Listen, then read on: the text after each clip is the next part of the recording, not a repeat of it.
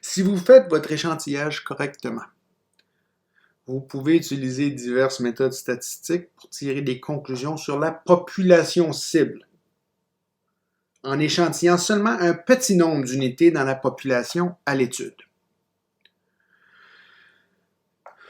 Il y a une relation entre divers types de populations et d'échantillons. On a les populations cibles, la population à l'étude, puis la population répondante. Et les échantillons visés et réalisés, les relations ressemblent à ceci. La population cible, c'est la population que vous cherchez à donner, en tout cas, répondre à une question au sujet de cette population-là. Il y a la population à l'étude, c'est la population à laquelle vous avez accès. On a besoin d'une base de sondage pour aller chercher les gens de la population cible. Si on est chanceux, on a une base de sondage qui est pratiquement la même que la population cible, mais en général, il y a des oublis, puis il y a des trucs qui se retrouvent dans notre base de sondage, dans notre population à l'étude, qui ne font pas partie de la population cible. On en parlera un petit peu plus tard. On a la population répondante. Dans la liste, dans la base de sondage à notre disposition, il y a des gens qui ne répondront pas à notre requête pour de l'information, qui ne répondraient jamais. On a la population répondante. Lorsqu'on tire un échantillon de la population, il y a une partie de l'échantillon qui va se retrouver dans la population cible, une partie qui va se trouver à l'extérieur de la population cible, mais nécessairement dans la population à l'étude.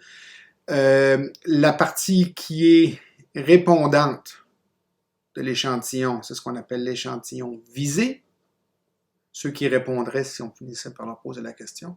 Puis, parmi ces gens-là de l'échantillon visé, ce sont seulement ceux qui se retrouvent vraiment à l'intérieur de la population cible qui nous intéressent, l'échantillon réalisé. Tout ça pour dire que c'est pas aussi simple qu'on pourrait s'y attendre d'aller chercher de l'information à partir d'un échantillon, d'une sous-population. Il y a des enjeux qui viennent entrer en fonction des relations entre les diverses populations et les échantillons du modèle d'échantillonnage. Fait que la population cible, c'est la population pour laquelle vous voulez obtenir de l'information. La population à l'étude, qu'on appelle aussi parfois la population d'enquête, c'est la population qui est couverte par l'enquête. Elle peut être différente de la population cible, comme je vous l'avais mentionné, mais idéalement, elles vont être semblables ou très semblables. De sorte à ce que si vous tirez des conclusions de la population à l'étude, vous aimeriez que vous puissiez tirer les mêmes conclusions de la population cible, même si les populations ne sont pas exactement les mêmes.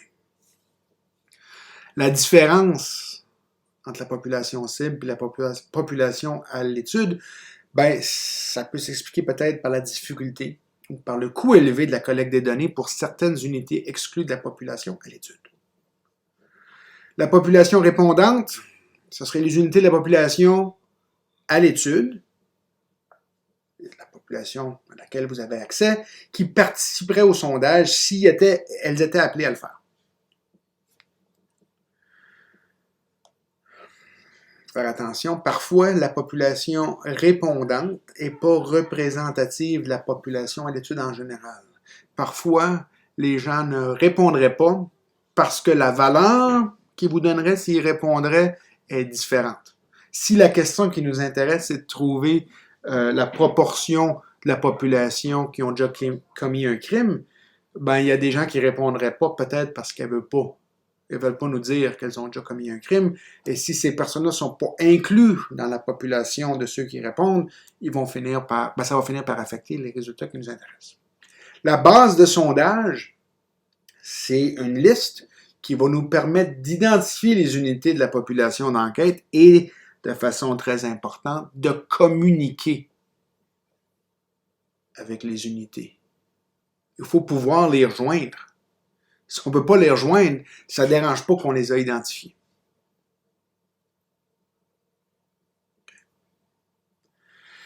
L'échantillon visé, l'échantillon cible, c'est le sous-ensemble de la population à l'étude qui est visée par le sondage. puis l'échantillon réalisé, c'est le sous-ensemble de la population à l'étude, dont les caractéristiques ont en fait été mesurées, parce qu'elle faisait partie de la population cible. En général, on pourrait faire un sondage à un recensement quand ça va coûter beaucoup de sous, beaucoup d'argent, quand ça va être laborieux de mesurer ce qui nous intéresse pour chaque unité. Ou encore dans les instances où les unités sont détruites au fur et à mesure que vous les évaluez.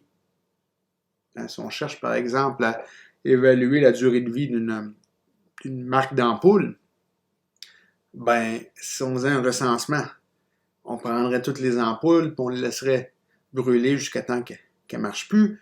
Ben là, je me retrouverais avec plus d'ampoules qui fonctionnent. Fait que ça fonctionne. C'est pas une bonne approche.